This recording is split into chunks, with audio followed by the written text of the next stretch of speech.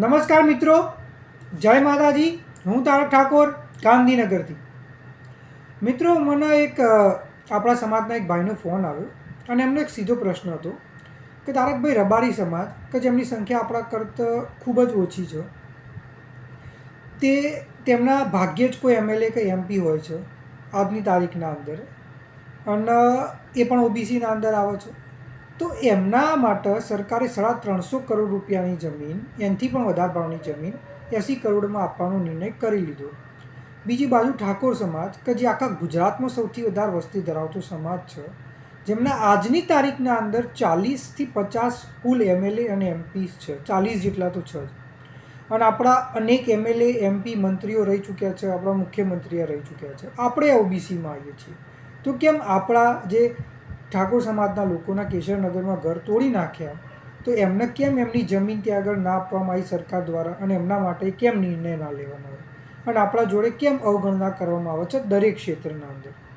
તો આ વિષય ઉપર હું ઘણા સમયથી વિચારી રહ્યો હતો, અને એના ઉપર મેં ઊંડાણપૂર્વક તથ્યોના આધાર ઉપર વિશ્લેષણ કર્યું છે, અને હું તમારી સમક્ષ આજે રજૂ કરીશ.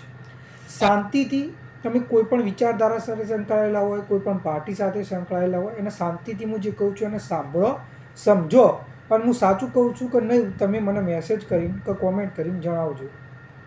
જો તમને મારી કોઈ વસ્તુના અંદર લાગે કે ના ભાઈ આ વસ્તુ હતી તમે જે કહી એ ખોટી છે, એ પણ કહેજો, સાચી હોય તો પણ કહેજો. બરાબર?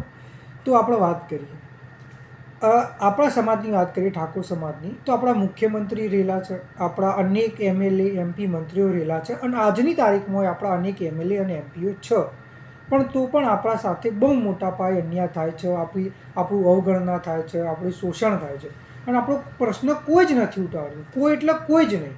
બરાબર કે નહીં?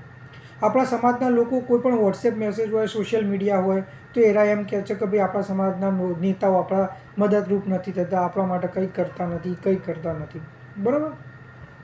જે આપણા સમાજના નેતાઓ જે વિપક્ષમાં છે એમનું એવું કહેવું છે કે ભાઈ અમારા જોડે સત્તા નથી એટલે અમે કંઈ નથી કરી શકતા. જે સત્તા પક્ષમાં છે એરા એમ કહે છે કે ભાઈ અમે પાર્ટી લાઇનના વિરુદ્ધ ના થઈ શકીએ. મારો પ્રશ્ન એ છે કે જો તમે વિપક્ષમાં છો એટલે કંઈ નહીં કરી શકતા, તમે પાર્ટી લાઇનના વિરુદ્ધ નહીં કરી શકો, તો જે સમાજે ખોબલે ને ખોબલે મત આપીને તમને જીતાડ્યા, જે સમાજ જેના કારણે તમને ટિકિટ મળી, જે સમાજ જેના કારણે તમે આટલા આગળ આવી શક્યા, એ સમાજના પ્રશ્નોનું કોણ નિરાકરણ લાવશે? કોણ એ પ્રશ્નો ઉઠાવશે? કોણ એનું સમાધાન લાવશે? બીજી વસ્તુ, આપણા કોઈ પણ સામાજિક આગેવાન હોય, નેતા હોય, કે ઘણા એવા લોકો હોય, એ સોશિયલ મીડિયા હોય કે મીડિયા હોય, કોઈ પણ જગ્યાએ એ કોમેન્ટ કરતા હોય. શું કોમેન્ટ? કે આપણા સમાજની સૌથી મોટી સંખ્યા છે, આપણો મુખ્યમંત્રી હોય તો સમાજનું કોઈ પ્રકારનું શોષણ થાય, આપણા સમાજના દરેક જગ્યાએ ફંડની ફાળવણી થાય, આપણા સમાજ માટે પોલિસીઓ બનાવવામાં આવે, આપણા સમાજનું રાતે રાત ઉદ્ધાર થઈ જાય, આપણા સમાજ જોડે એકના જે દાળ સીએમ બને એ દાળ આપણા સમાજનું મુખ્યમંત્રી એમએલએ એમપી બને તો આપણા સમાજ સીધો સમૃદ્ધ થઈ જશે. આવી એમની કહેવાની વાતો હોય છે. બરાબર? મારો પ્રશ્ન એ છે કે આપણા સમાજના તો આજની તારીખમાં આટલા એમએલએ એમપી છે, તો કોઈ પણ પ્રકારની આપણા પ્રકારના મદદ નથી થઈ રહી. આપણો સમાજ આજની તારીખમાં ગુજરાતના અંદર સૌથી વિકાસથી વંચિત અને પછાત સમાજોમાં આવે છે. બીજી બાજુ વાત કરીએ તો અનેક એવા સમાજો છે કે જેમની સંખ્યા એમની આખા ગુજરાતમાં જેટલી સંખ્યા છે એટલી આપણા એક જિલ્લાના અંદર સંખ્યા છે. એટલી ઓછી સંખ્યાઓ છે એવો સમાજોની આજની તારીખના અંદર. ઘણા ઓબીસીમાં આવે છે, ઘણા જનરલમાં આવે છે. પણ આ સમાજોના અંદર એમના શિક્ષણ માટે કોઈ પ્રકારની સંસ્થા બનાવવા માટે જગ્યા જોઈતી હોય તો મળી જશે. એમના સમાજની વાડી બનાવવા જગ્યા જોઈતી હશે તો મળી જશે. એમના શિક્ષણરૂપી કોઈ પણ પ્રકારની મદદ જોશે તો મળી જશે. એમના જોડે કોઈ પ્રકારનું અન્યાય કે શોષણ થશે તો એનું સમાધાન આવી જશે. અને આ એવા સમાજો છે કે જેમનો એક પણ એમએલએ કે એમપી તમને ગુજરાતમાં જોવા નહીં મળે. ઘણા એવા સમાજ હશે કે જેના આજ સુધી કોઈ એમએલએ એમપી નહીં રહે. નાના સમાજોની હું વાત કર્યો છું. પછી એ પંચાલ સમાજ હોય, બારોટ સમાજ હોય, ગઢવી સમાજ હોય, રબારી સમાજ હોય, કે એના પછી અનેક નાના મોટા પ્રજાપતિ સમાજ હોય. આ સમાજના કોઈ એમએલએ એમપી તમે જોયા? આપણા સમાજ કરતાં તો 10મા ભાગના કોઈ પ્રકારના નહીં હોય, તો પણ એરા આપણા કરતાં શિક્ષણ ક્ષેત્રે કંઈ જનરલ હાલ એરા આગળ છે. તો એનું કારણ શું હોય? આપણા મગજમાં ઠસાઈ દેવામાં આવ્યું હોય કે ભાઈ તમે એમએલએ એમપી મંત્રી અને મુખ્યમંત્રી બનાવી દો એટલે સમાજનો ઉદ્ધાર થઈ જશે.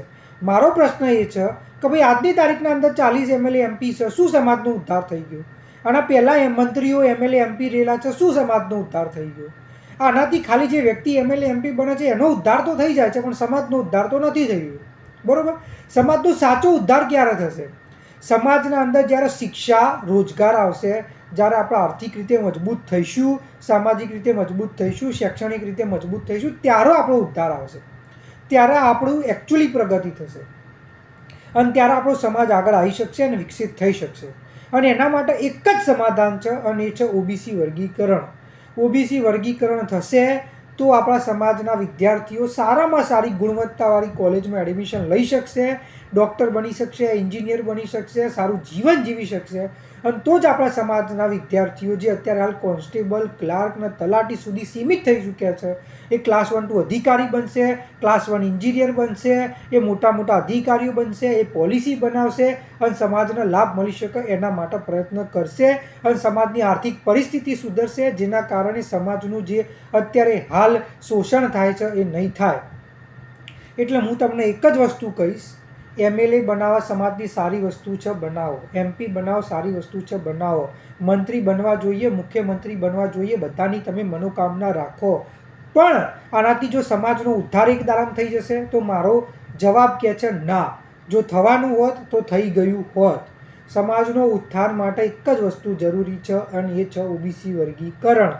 એટલે આપણે જે ચૂંટણીના અંદર હજારો લાખોની સંખ્યામાં લોકો ભેગા થઈએ છીએ, જે રેલીઓ કરીએ છીએ, આપણે જે વોટ બેંક આપીને આપણા એમએલએ એમપીઓ બનાવીએ છીએ, એટલા લોકો જો ભેગા થઈ જશું આપણે વર્ગીકરણ માટે તો કોઈની તાકાત નહીં કે ગુજરાતમાં ઓબીસી વર્ગીકરણ અમલમાં ના લાવે. એટલા માટે હું કહું છું ભેગા થાઓ અને સમાજમાં સાચે જે વસ્તુથી પ્રગતિ થશે એ મુદ્દા માટે મત આપો, એ મુદ્દા માટે આગળ આવો. અને આપણા સમાજના નેતાઓને હું એ જ કહીશ કે તમને એમએલએ એમપી સમાજે બનાવ્યા છે, એ સમાજે અત્યારે તમને વોટ આપીને ખોબલે તમને એમએલએ એમપી બનાવ્યા છે અને તમારી જવાબદારી આવે છે કે સમાજનું ઋણ ચૂકવો. તમે પક્ષમાં હોય, વિપક્ષમાં હોય, તમે માજી એમએલએ હોય, એમપી હોય, મંત્રી હોય, ગમે તે પાર્ટીના હોય, અત્યારે સક્રિય હોય કે ના હોય, તમારી જવાબદારી આવે છે કે તમે ઓબીસી વર્ગીકરણના મુદ્દાને સમર્થન કરો. એ તમારી જવાબદારીમાં આવે છે અને એના માટે તમારે પ્રયત્ન કરવો જોઈએ. અને હું સમાજના લોકોને કહીશ કે દરેક વસ્તુ માટે નેતા ઉપર નિર્ભર ના રહો. નેતા તમારું કામ નથી કરતા તો પછી એમને તમારા નેતા બનાવવાનું, તમારા કદી જીવનમાં એવા નેતા તમારા ના બનાવો. બરાબર. એમને રિટાયર કરીને મૂકી દો અને તમારા પોતાના જ રસ્તા ઉપર આવવું પડશે. આજ સુધી તમે રેલીઓ માટે, ચૂંટણીના માટે જે મોટા સંખ્યામાં ભેગા થયા, એવા ઓબીસી વર્ગીકરણના મુદ્દા માટે ભેગા થો તો આપણા સમાજનો વિકાસ થશે. અને તો કેશવનગર જેવી જે પરિસ્થિતિ થઈ એવી નહીં થાય. આપણા સમાજનું જે અપમાન થાય છે, જે શોષણ થાય છે એ નહીં થાય. કારણ કે એમએલએ એમપી મંત્રી બનવાથી વિકાસ થતો હોય તો આપણો થઈ ગયો હોત. અને એ જો એમએલએ એમપી મંત્રી બનવાથી જ વિકાસ થતો હોય તો આજે નાની મોટી જ્ઞાતિઓ જે મેં નામ ગણાયા એમના કોઈ એમએલએ એમપી નથી તો પણ એમનો વિકાસ થઈ જ રહ્યો છે ને. કેમ થઈ રહ્યો? કારણ કે શિક્ષા અને રોજગાર એમના સમાજમાં આવી રહ્યું છે. તો આપણા સમાજને શિક્ષા અને રોજગારની જરૂર છે અને એના માટે ઓબીસી વર્ગીકરણ જે વિકલ્પ છે. એટલે આજ પછી જો કોઈ બી જગ્યાએ માંગણી કરો તો એમએલએ એમપી મંત્રી નહીં પણ ઓબીસી વર્ગીકરણની કરો. કારણ કે એમએલએ એમપી મંત્રી તો બનવાના જ છે. એ તમે કંઈ નહીં કરો તોય લોકો બહાર આવવાના જ છે. જે વસ્તુ માટે માંગણી કરવી જુઓ એ આ છે. નમસ્કાર. જય માતાજી.